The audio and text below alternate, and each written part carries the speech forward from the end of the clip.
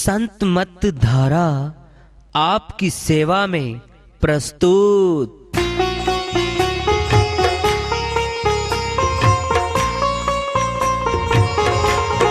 जो चाहता है प्रभु प्यारा, वो आओ संत मत धारा। भक्ति भेद बता कर सारा, वो कर दे भव के पारा। जो चाहता है प्रभु प्यारा, वो आओ संत मत धारा। भक्ति भेद बता कर सारा, वो कर दे भव के पारा। जो चाहता है प्रभु प्यारा।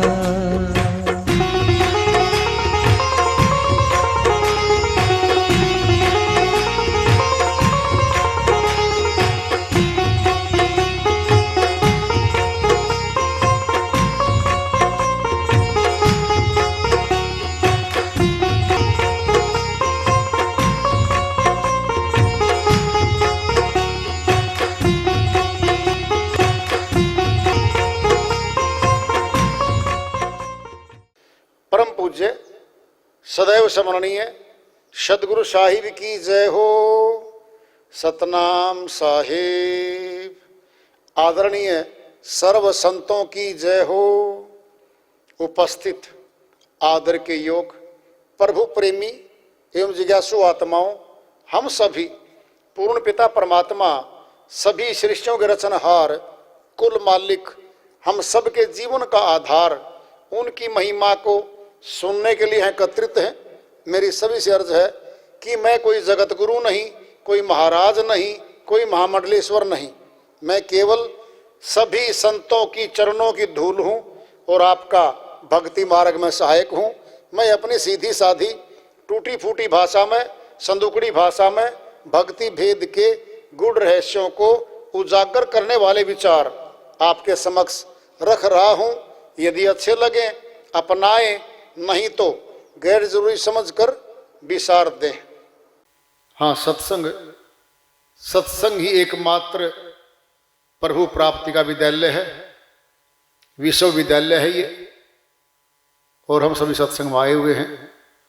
हम जिज्ञासु तभी तो आए हैं। हम पिछले सत्संगों से वार्ता करते चले आ रहे हैं कि चेतावनी से प्रभु प्राप्ति की ओर। इस अध्याय को, इस वार्ता को आज फिर आगे बढ़ा रहे हैं।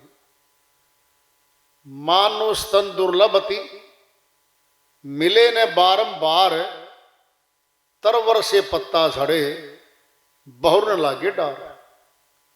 कबीर साहिब अपनी श्रीवाणी में बहुत ऊंची बात कह रहे हैं। मानुस्तन दुर्लभति, मनुष्य का तन बहुत कठिनता से मिलता है, सहज से नहीं मिलता। ये बहुत ऊंचा तन है। ये संतों ने इसी को मुक्ति द्वार कहा है, मुक्ति का दरवाजा भी कहा है इसको। बाकी तन गुलाम योनियां हैं, भोग योनियां हैं। वहां केवल कर्मों का भोग मिलता है जीवात्माओं को। ये कर्मयोनि है। कर्मयोनि में दो प्रकार के कर्म होते हैं। एक संसारी कर्म होता है, पेट का धंधा करता है मनुष्य। एक ऊंचा कर्म है भक्ति कर्म, वो केवल मनुष्य तन में होता है।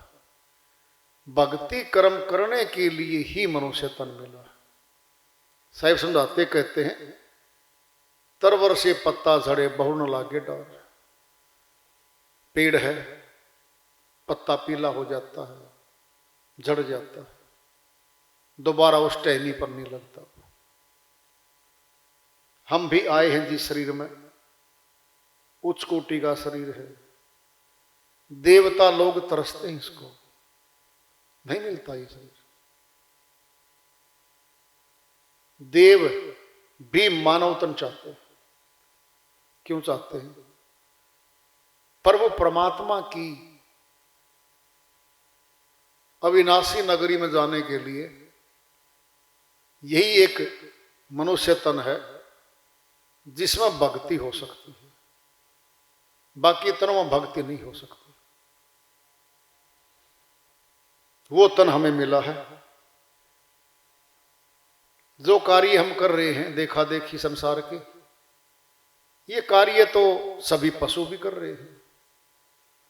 ऐसा कोई पशु नहीं जो हमारे से मिलते जुलते कार्य नहीं करता। खाना पीना, बाल बच्चे पैदा करना, मर जाना, पशु के पास ये सारी बातें हैं और मनुष्य भी वही कर रहा है। फिर पशु की करनी तो कर रहा है। मुख्य कर्म तो निःकर्म कहा उसको, वह तो भक्ति है। जब मनुष्य उसको नहीं करता तो फिर पशु की करनी तो कर रहा है। मानव तन पा करके जो प्रभु प्राप्ति का प्रयत्न नहीं करता वह भार ढोने वाले पशु के समान है, जो उम्र भर दूसरों का बोझा ढोते ढोते मर जाता है। पशु को तो कुछ नहीं मिलता, फिर पशु कहलाना अच्छा है क्या? भक्तिहीन नर पशु समाना। जो प्रभु भक्ति नहीं करते मनुष्य तन पा करके पशु की करनी कर रहे हैं। जब पशु की करनी कर रहे हैं तो करनी का फल पशु है, फिर पशु बन जाएंगे। कितना दुख है पशुओं को जी। किसने देखी लग 84? ये सब ड्रामा बना रखा है इन्होंने। कोई जाता नहीं देखा, कोई आता नहीं देखा, ये बस जो देख रहे हैं ये आखिरी है। ये नास्तिक लोगों का विचार है जो परमात्मा को नहीं मानते, परमात्मा की शक्ति को भी नहीं मानते। वह इसी मनुष्य तन को आखिरी मानते हैं। इनके भोगों को भोग करके मर जाना चाहते हैं, बस खत्म। क्या वो विचार उनका जिसका भी है पूर्णतया लागू है? यहां पर नहीं है।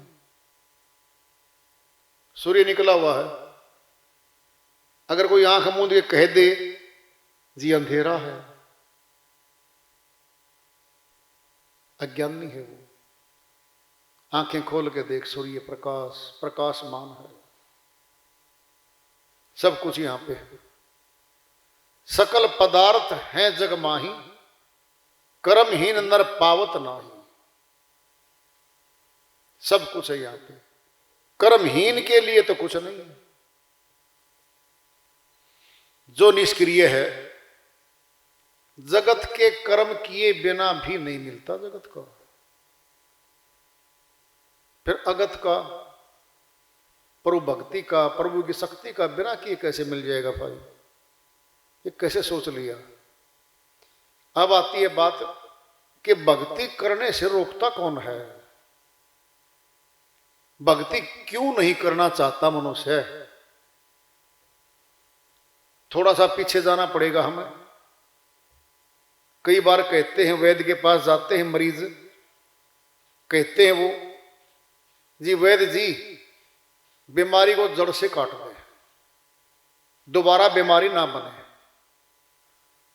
हिस्ट्री सीट पूछेगा वो वैद्य, सब टेस्ट होंगे, उससे पूछेगा ये बीमारी कब हुई थी, कितने साल पहले हुई थी, कैसे कैसे हुआ था।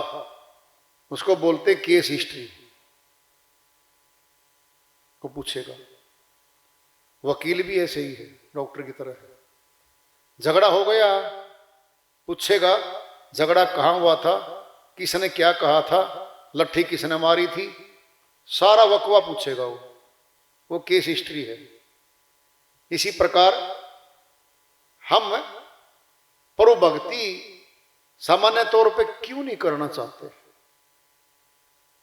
करने से रोकता कौन है? ये है केस हिस्ट्री हमारी। इसके बारे में जरा जानना पड़ेगा, नहीं तो पता ही लग सकता। फिर हमारे सभी के समान विचार क्यों नहीं है? एक परिवार में एक मां बाप के 4 पुत्र हैं, 3 पुत्री हैं, सातों के भी विचार नहीं मिलते। क्या है ये? कोई भक्ति करना चाहता, उनमें से कोई नहीं करना चाहता, कोई विरोधी है। श्री रावण का सगा भाई था विभीषण जी, कहा विभीषण कहां से? रावण। कोई तालमेल ही नहीं है। वही हिंसक प्रवृत्ति का, अहंकारी, वह भक्ति लाइन का, फिर भी सगे थे।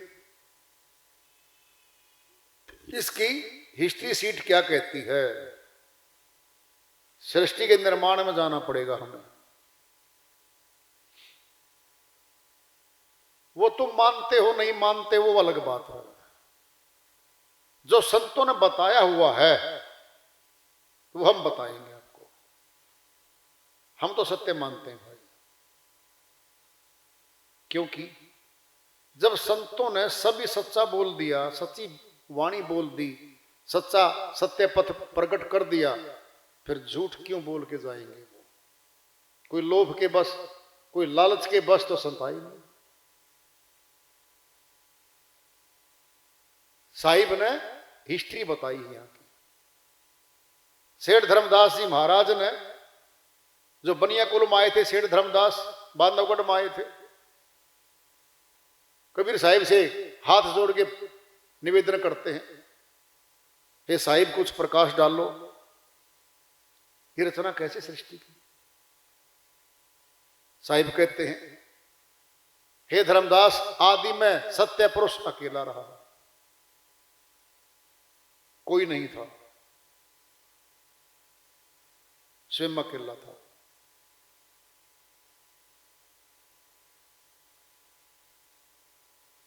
फिर उन्होंने अपनी शब्द शक्ति से सब लोक बना दिए। 88 द्वीप रचि राखा, पुरुष की इच्छा ते सब अभिलाखा। 16 पुत्र बना दिए शब्द शक्ति से, सभी को लोक दे दिए अलग अलग।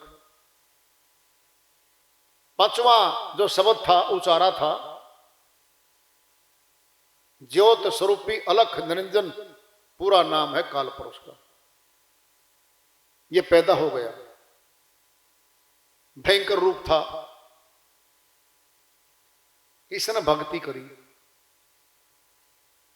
भक्ति करके सत्य पुरुष से मांग करी, जी मुझे अलग से स्थान दे दो। इसको मानसरोवर दे दिया। फिर भक्ति करी, फिर इसको 21 ब्रह्मांड का राज्य दे दिया। 3 बार भक्ति करी है, साधो समान मांग लिया इसने सारा रचना का।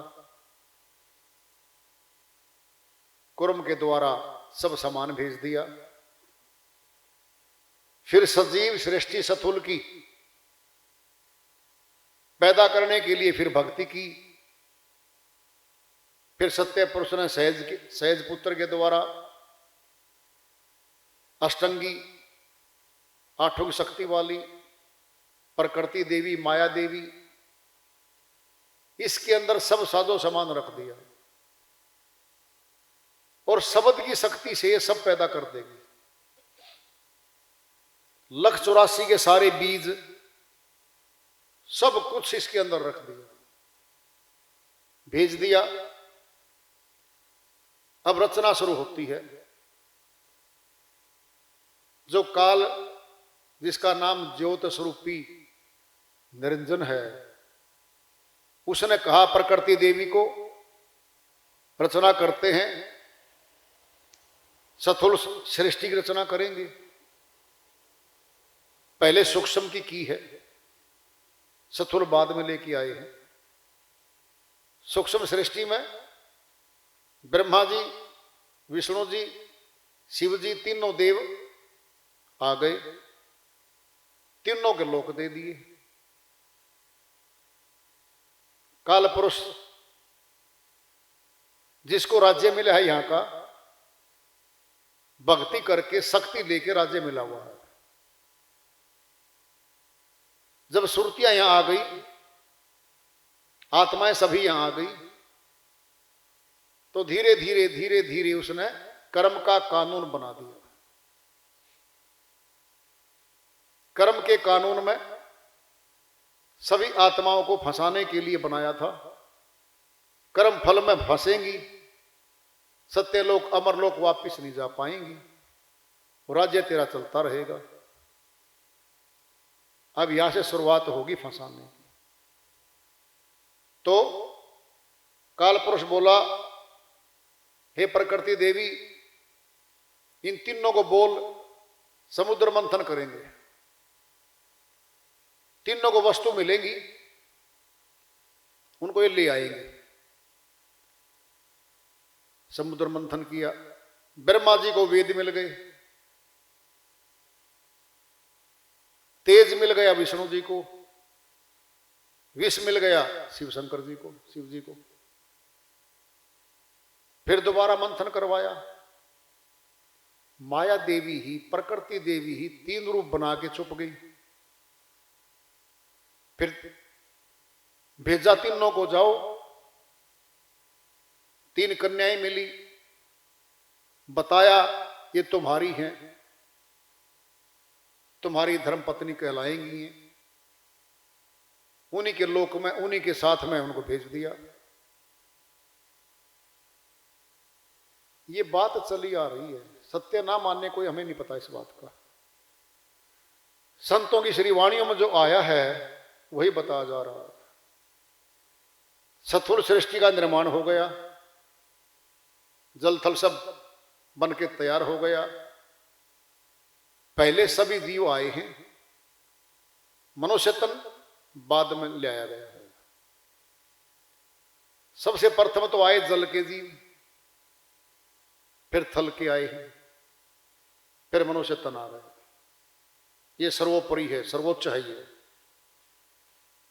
इसी में मौका दिया है कि आत्मा सुरती वापिस अमरलोक जा सकती है। कर्म के कानून को काट के, कर्म को फांस को हटा के ये जा सकती है। जब मनुष्य तन में आई सुरती, इसने ऐसी सेना बैठा दी मनुष्य तन में जो भक्ति करने से रोकेगी मनुष्य को। 5 विकार, काम, क्रोध, लोभ, मोह, अहंकार, ये 5 चोर कहते हैं, 5 विकार भी कहते हैं, 5 नाग भी कहते हैं। ये 5 हैं, अंदर बैठे, सूक्ष्म में है, मन के साथ रहते हैं। अब मन कौन है? काल निरंजन ने प्रकृति देवी को एक बात कही थी, फिर समझ लेना आप, उसी में आ जाएगा सब कुछ। हे प्रकृति देवी, मेरा पता मत बताना, तीनों पुत्रों को मैं कहा हूं, मैं नहीं मिलूंगा किसी को, और मैं यही समा जाऊंगा। मैं सभी को देखूंगा, राज सत्ता मेरी होगी, राज्य मैं करूंगा, किसी को दिखाई नहीं दूंगा, और यही समा जाऊंगा। मन रूप में काल पुरुष मनुष्य के तन में ही बैठ गया। ये मन ही काल का प्रतिनिधि कह लो, खुद काल कह लो, मनुष्य तन में बैठ गया। साहिब इस मन के बारे में बताते, कौन है ये मन? मन ही आए काल कराला, जीव नचाए करे बेहाला। जीव के संग मन काल रहाई, अज्ञानी नर जानत नाही। साहिब फरमाते हैं, ये मन ही काल भीतर बैठ गया। मन ही आए काल कराला, जीव नचाए करे बेहाला। आत्मा को नचा रहा है उंगलियों पे। सब कुछ आत्मा से है नहीं, इसका कुछ भी यहां परिवार खुद का बनवाया, मोह ममता डाल के पांचों विकारों में अपनवा दिया। कोठी बंगले महल अटारी डाल के बनवाए इसके, सारे संसार के संबंध बनवाए और आत्मा ने स्वीकार किए, आत्मा ने उनको अपना लिया। अब अपना तो लिया, उनको छोड़ नहीं पा रही है। इसकी समझ में ही नहीं आ रहा तेरे साथ हो क्या रहा है। बोलेंगे साहिब, जीव के संग मन काल रहाई, मन काल, फिर दोबारा बोल दिया है, ये मन ही काल है। मन काल रहाई, अज्ञानी नर जानत नाही। ये अज्ञानी पुरुष इसी बात को नहीं जानता। दुश्मन अंदर बैठा, 25 प्रकृति बनाई, 5 तत्वों की 5-5 प्रकृतियां बनाई। अभी तो बड़ी बात आ रही है, 25 और 5 30 हुए, अभी 3 और बैठा दिए, रज सत तम, ब्रह्मा विष्णु महेश, तीनों की शक्ति अंदर बैठा दी। 33 कोटि ये हैं, 33 करोड़ देवी देवता नहीं हुआ करते, त्रिदेव हैं केवल, 3 देव बनाए हैं, तीनों के लोक हैं, तीनों का नाम है त्रिदेव। और श्री गीता में कहा हुआ है अध्याय 7 के श्लोक 13 में, त्रिभी गुणमय भाव ए भी सर्वम इदम जगत मोहितम न अभिजानाति माम एभे परम एवं। पुष्टि होगी इसी में। त्रिभी गुण में, तीनों गुणों की भक्ति में सारा संसार मोहित हो रहा है। माम एभे परम एवं, वे मैंने खर्च होना, एवे मैंने अविनाशी, माम मैंने मुझ अविनाशी की तो कोई भक्ति नहीं करता। यहां पर केवल 3 देव हैं, बाकी देव नहीं, वो मन कल्पित है, मन को बनाया उन्होंने। त्रिदेव मनुष्य तन में बैठा दिए जी। अंदर कैसे बैठ गए जी? सूक्ष्म में बैठ गए, सूक्ष्म बैठ गए, मन सूक्ष्म में है। तीनों देवों के प्रभाव देख लो। अब रजोगुणी प्रभाव ब्रह्मा जी का है, क्या है? मोह, ममता, आसक्ति संसार की, ये रजोगुणी प्रवृत्ति है ब्रह्मा जी की। जी मेरा परिवार है जी, ये मेरे मकानात हैं जी, ये मेरी जमीनें हैं, ये सारे पद मेरे हैं, ये रजोगुणी है, ब्रह्मा जी ने डाल दिया। अब आएगा तेज स्वरूप, कौन है? विष्णु जी है। विष्णु जी का जब नंबर आया है, हल्का हल्का भाव, वैराग्य, भक्ति का, कर्मकांड का, कुछ सिस्टम का डाल दिया, ये विष्णु जी का है। अब है तम, शिव जी महाराज का गुण क्या है? वो तमोगुणी, क्रोध, विनाश। विनाश विष्णु जी का कार्यक्रम 2 थे। एक तो ये था कि पालन पोषण करना, दूसरा जीवों को कर्म कांड में डाल के यहां रखना है, जाने नहीं देना है। ये भी काम इन तीनों का ही है। तो शिव जी महाराज का तमोगुणी क्रोध, विनाश कर देना, ये है। अब देख लो तुम, तीनों के स्थान बता रहे हैं अब साहिब। ब्रह्मा जी का वासा क्या है?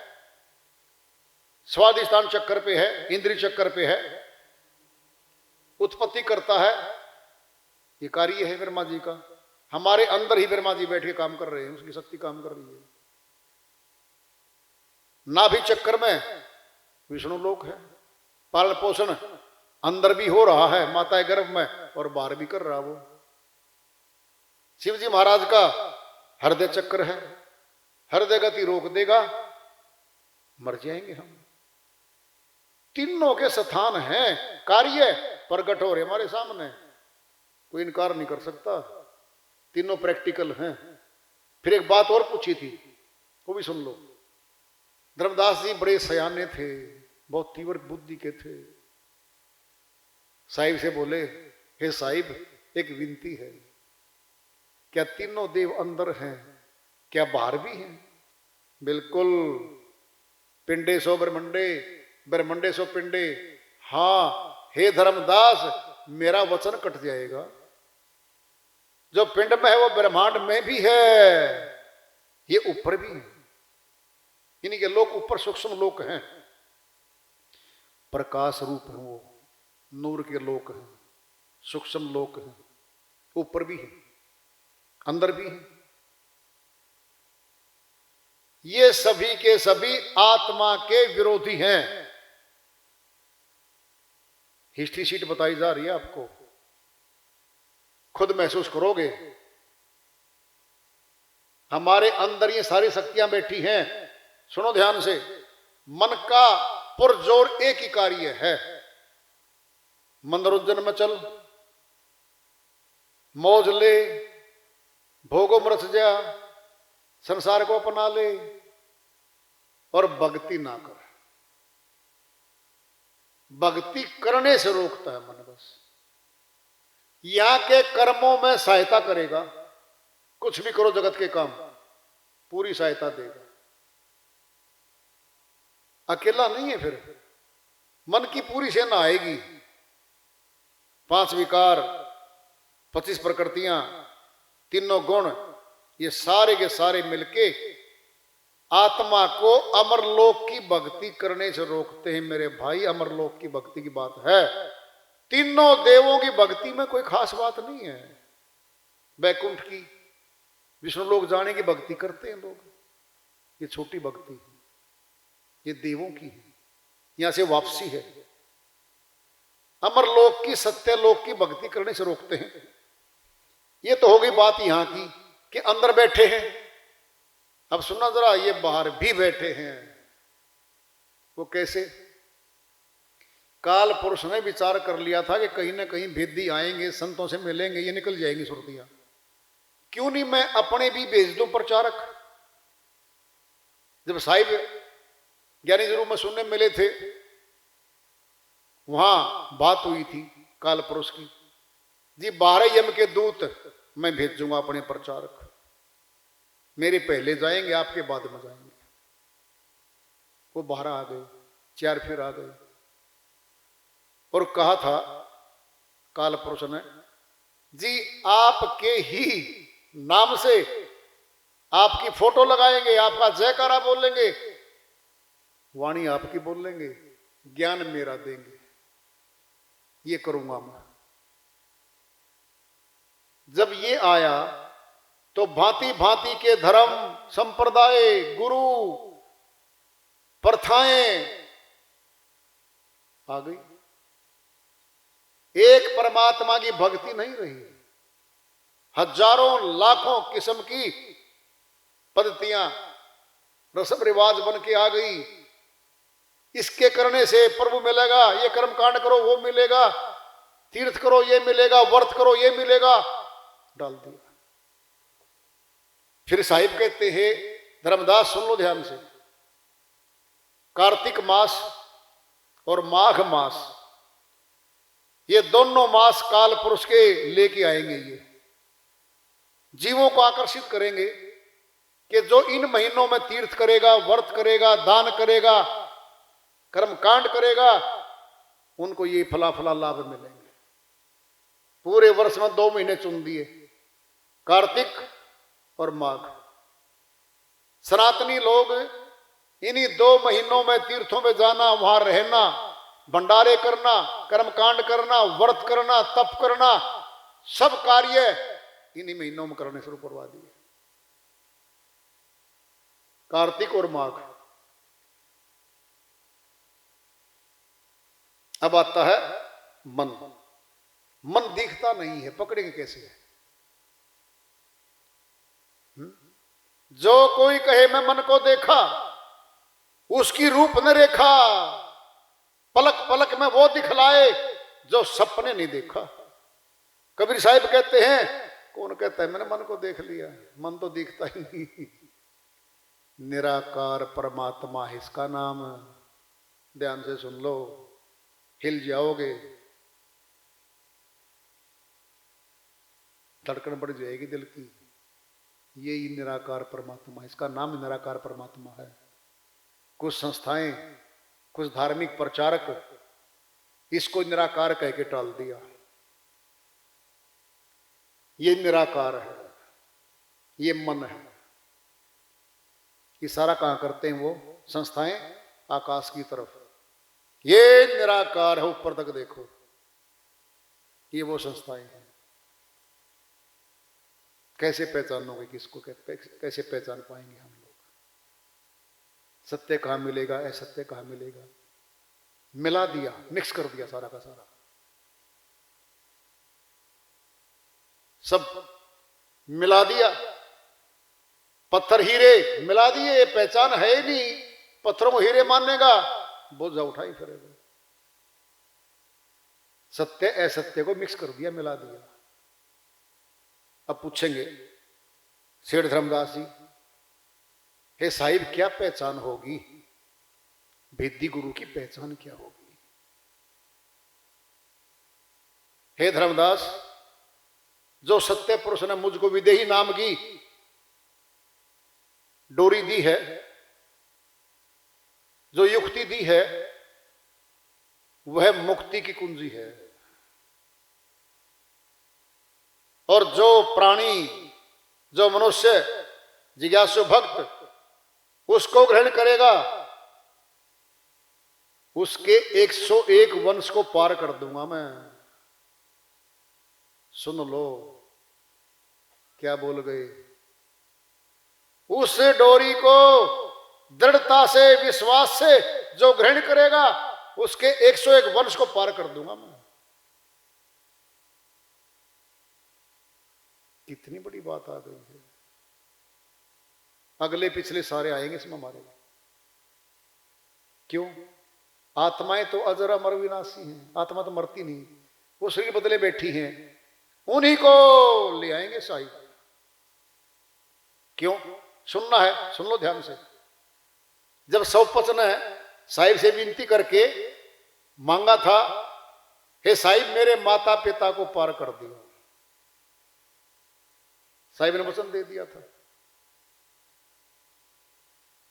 नीरू नीमा जो बन के आए थे, माता पिता कहलाए थे साहिब के, वो नीरू नीमा भी तो माता पिता उसी के चले आ रहे थे, सौपत जी के। पूरी कथा है, पूरा किस्सा इस बात का। जब उनको पार करने जा रहे हैं साहिब, फिर यहां जो बोल रहे हैं साहिब, क्या झूठ बोल लेंगे? 101 वर्ष को पार कर दूंगा। अब शर्त रखेंगे साहिब, साथ में रख देंगे। और हे धर्मदास, बिना विदेही नाम धारण किए कोई आत्मा अमरलोक नहीं जा सकेगी। अब शर्त रख दी, कोई नहीं जा सकेगी, काल पुरुष के अधीन रहेगी। आसान करना, अब कठिन तो हो गया, आसान कर लो। अब आसान क्या है? जो हठ योग, कठिन कठिन योग जो बताए हुए हैं भिन्न भिन्न प्रचारकों ने, उनके द्वारा अविनाशी परमात्मा की भक्ति नहीं होती, सहज योग से होएगी, सहज योग से होगी। बहुत से प्रचारकों ने सहज योग को कुंडलिनी जागरण का नाम लिख रखा है, भ्रमित करने के लिए। लोग भ्रमित हो जाएंगे। कुंडलिनी जागरण, कुंडलिनी कहते सुषुम्ना नाड़ी को, बहुत शक्ति है इसके अंदर। ईड़ा, पिंगला, सुषुम्ना, 3 नाड़ी हमारे तन की लगी हुई है।